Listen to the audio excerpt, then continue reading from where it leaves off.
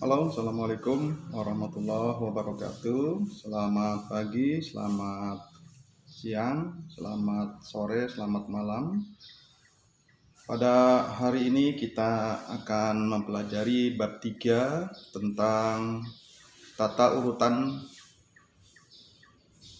peraturan perundang-undangan dalam sistem hukum nasional di Indonesia.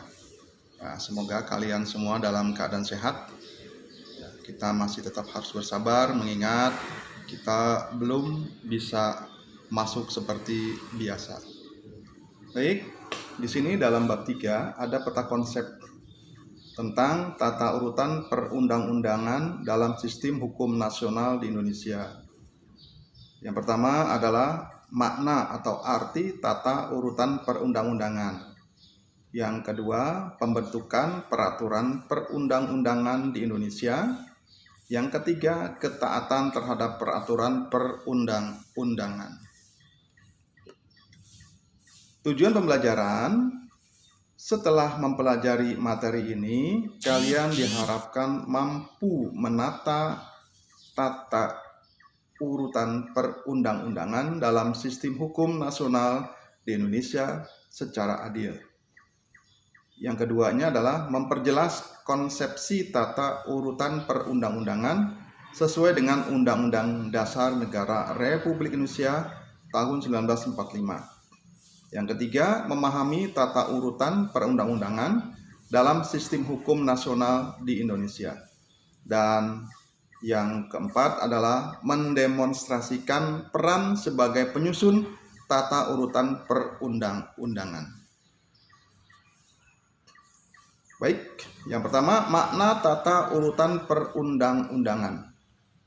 Peraturan perundang-undangan berdasarkan Undang-Undang Dasar atau UUD Negara Republik Indonesia tahun 1945, Pasal 1 Ayat 3, tertulis bahwa negara Indonesia adalah negara hukum.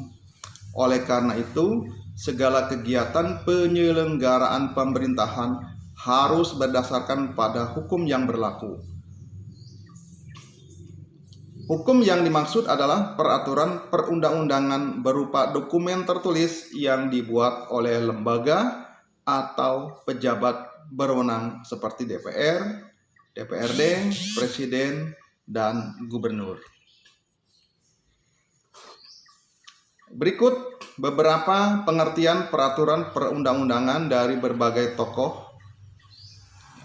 Ini bisa kita lihat, yaitu dari Pak Bagirmanan. Dulu beliau adalah mantan Kepala Mahkamah Agung. Ini tahun 1987 menyatakan bahwa peraturan perundang-undangan adalah setiap putusan tertulis yang dibuat, ditetapkan, dan dikeluarkan oleh lembaga dan atau pejabat negara yang mempunyai fungsi legislatif sesuai dengan tata cara yang berlaku.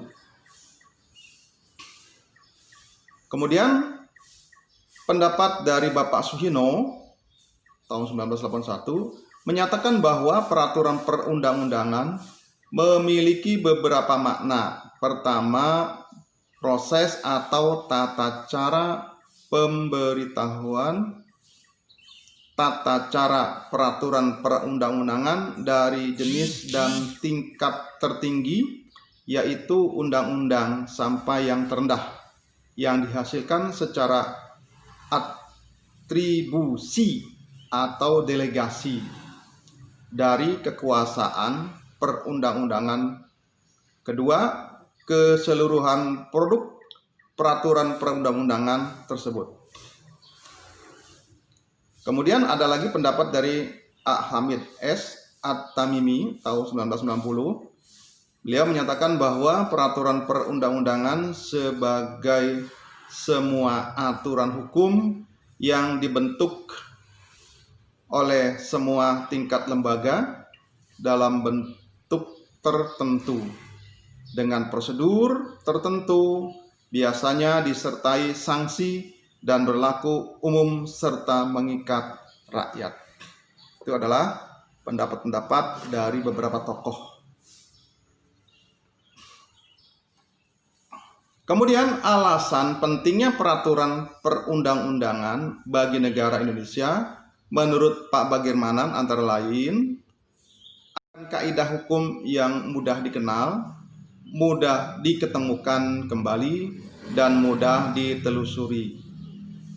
B-nya memberikan kepastian hukum yang lebih nyata karena kaidah-kaidah dalam peraturan perundang-undangan mudah diidentifikasi dan diketemukan kembali.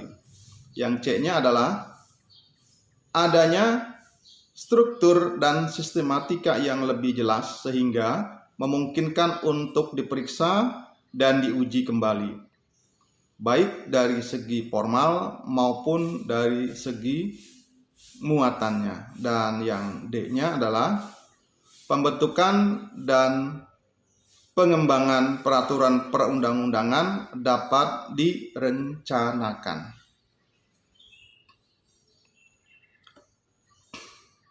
Apa sih fungsi dari peraturan perundang-undangan? Masih menurut Pak Bagirmanan, peraturan perundang-undangan memiliki dua fungsi, yaitu fungsi internal dan eksternal. Adapun fungsi internal berkaitan dengan keberadaan peraturan perundang-undangan dalam sistem hukum suatu negara. Fungsi internal tersebut ini terdiri dari fungsi penciptaan hukum, pembaharuan hukum, integrasi, dan kepastian hukum.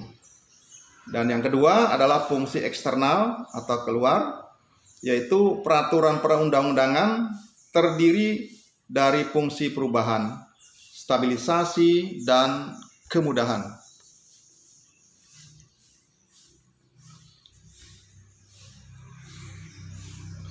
Tata urutan perundang-undangan di Indonesia. Tata urutan perundang-undangan di Indonesia ini dapat dilihat pada tabel berikut. Yang pertama yaitu ketetapan MPRS nomor XX atau 20/MPRS tahun 1965. Ya, di situ ada urutannya. Yang pertama adalah Undang-Undang Dasar RI tahun 1945. Yang kedua adalah ketetapan MPR. Yang ketiga Undang-Undang Perpu. Yang keempat peraturan pemerintah. Yang kelima keputusan presiden. Yang keenam peraturan pelaksanaan lainnya seperti peraturan menteri dan instruksi menteri. Kemudian berganti lagi dengan TAP MPR nomor 3/MPR tahun 2000. Yang pertama adalah Undang-Undang NRI tahun 1945. Kemudian ketetapan MPR. Yang ketiganya adalah undang-undang. Yang keempat adalah peraturan pemerintah pengganti undang-undang atau Perpu. Yang kelima adalah peraturan pemerintah. Yang keenam keputusan presiden. Yang ketujuh adalah peraturan daerah.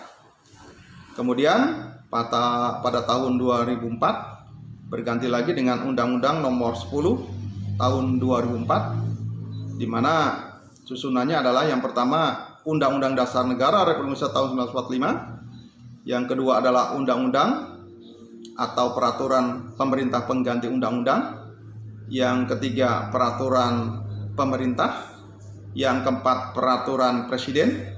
Yang kelima peraturan daerah yang meliputi peraturan daerah provinsi, peraturan daerah kabupaten atau kota, dan peraturan desa, peraturan yang setingkat. Dan pada tahun 2011 ada lagi perubahan, yaitu dengan keluarnya Undang-Undang Nomor 12 tahun 2011, di mana tata urutannya berbeda dengan tata urutan sebelum-sebelumnya. Yang pertama adalah Undang-Undang Dasar Negara Republik Indonesia tahun 1945. Yang kedua ketetapan MPR. Yang ketiga undang-undang atau peraturan pemerintah pengganti undang-undang. Yang keempat adalah peraturan pemerintah.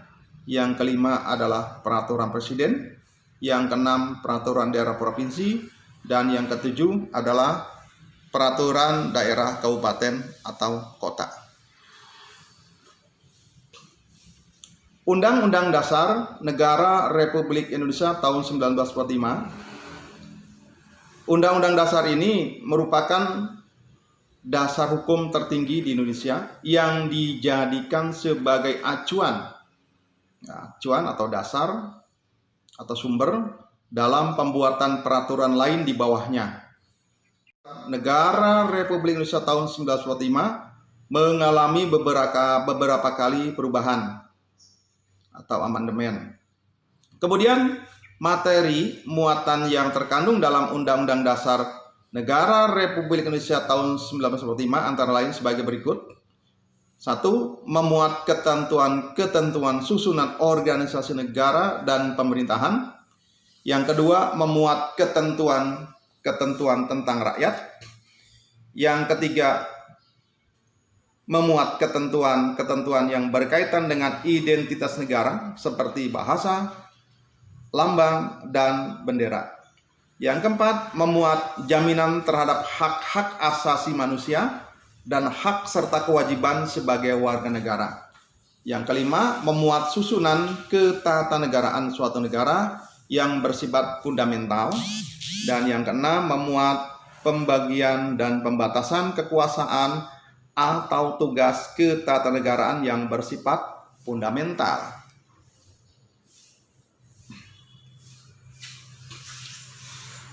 Yang kedua, yaitu ketetapan MPR. Jadi di bawah Undang-Undang Dasar itu ada namanya ketetapan MPR. Ya, menurut struktur tata urutan perundang-undangan. Ketetapan MPR adalah suatu bentuk legislatif yang merupakan keputusan musyawarah, baik yang berlaku di dalam majelis atau internal majelis maupun yang berlaku di luar majelis. Istilah TAP MPR atau disingkat dengan ketetapan MPR tidak termuat dalam Undang-Undang Dasar Negara Republik Indonesia tahun 1945. Istilah tersebut diambil dari MPRS pada sidang pertama tahun 1960. Nah, sebagai sumber hukum, isi dari ketetapan MPR antara lain sebagai berikut. 1. Memuat garis-garis besar dalam bidang legislatif dilaksanakan dengan undang-undang. 2. Memuat garis-garis besar haluan negara atau GBHN dalam bidang eksekutif dilaksanakan dengan keputusan presiden. Adapun 3 hal yang harus diatur dalam TAP MPR. Yang pertama adalah memperinci secara lebih lanjut aturan yang tercantum dalam batang tubuh Undang-Undang Dasar Negara Republik Indonesia tahun 1945.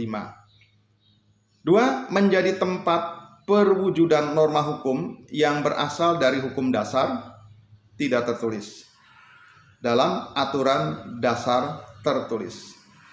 Dan yang ketiga, menjadi pelengkap aturan dasar yang tercantum dalam batang tubuh Undang-Undang Dasar Negara Republik Indonesia tahun 1945 dan ketetapan MPR yang sudah ada. Yang ketiga, yaitu undang-undang atau garis miring peraturan pemerintah pengganti undang-undang. Ini kedudukannya sama dan dijadikan sebagai tata urutan perundang-undangan yang ketiga. Undang-undang merupakan penjabaran langsung dari Undang-Undang Dasar Negara Republik Indonesia tahun 1945. Artinya pasal-pasal yang terdapat dalam Undang-Undang Dasar itu ini akan dijabarkan, dirinci dengan yang namanya undang-undang. Jadi tingkatnya itu lebih rendah daripada Undang-Undang Dasar karena undang-undang itu merupakan penjabaran dari Undang-Undang Dasar 1945. Yaitu pasal-pasalnya. Dan undang-undang ini dibuat oleh DPR dengan persetujuan Presiden. Materi muatan yang harus diatur dalam undang-undang ini berisi 1. Pengaturan lebih lanjut mengenai ketentuan Undang-Undang Dasar 1945. Yang kedua, perintah suatu undang-undang untuk diatur dengan undang-undang. Yang ketiga, pengesahan perjanjian internasional tertentu atau traktat. Kemudian yang keempat, tidak tindak lanjut atas putusan Mahkamah Konstitusi dan atau pemenuhan kebutuhan hukum dalam masyarakat. Adapun peraturan pemerintah pengganti undang-undang atau Perpu adalah peraturan perundang-undangan yang dikeluarkan oleh Presiden karena keadaan genting dan memaksa. Perpu diatur dalam Undang-Undang Dasar tahun 1945 pasal 22 ayat 1, ayat 2 dan ayat 3. Ketentuan muatan dalam Perpu adalah sebagai berikut. Yang pertama, Presiden berhak mengeluarkan Perpu dalam hal ihwal kegentingan yang memaksa. Jadi apabila ada sesuatu yang darurat, bencana alam segala macamnya itu, ya termasuk dalam hal ini adanya wabah pandemi COVID-19, ya ini Presiden bisa mengeluarkan undang-undangan yang nantinya sejajar dengan undang-undang. Kemudian Perpu harus mendapat persetujuan DPR dalam masa persidangan berikutnya. Yang ketiga, jika Perpu tidak mendapatkan persetujuan DPR, maka Perpu harus dicabut. Namun jika Perpu mendapat persetujuan, maka Perpu tetap dijadikan undang-undang. Kemudian peraturan pemerintah. Peraturan pemerintah merupakan peraturan perundang-undangan yang dibuat dan ditetapkan oleh Presiden untuk menjalankan undang-undang sebagaimana mestinya. Cakupannya, peraturan pemerintah tidak boleh menyimpang dari ketentuan yang tercakup dalam undang-undang. Contoh, peraturan pemerintah adalah PP nomor 17 tahun 2010 tentang pengelolaan dan penyelenggaraan pendidikan. Dan peraturan Presiden.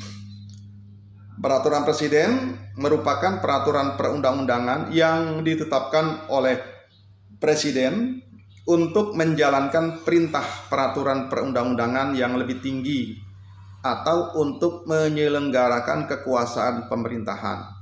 Adapun peraturan Presiden berisi materi yang diperintahkan oleh undang-undang, materi untuk melaksanakan peraturan pemerintah, atau materi untuk melaksanakan penyelenggaraan kekuasaan pemerintahan.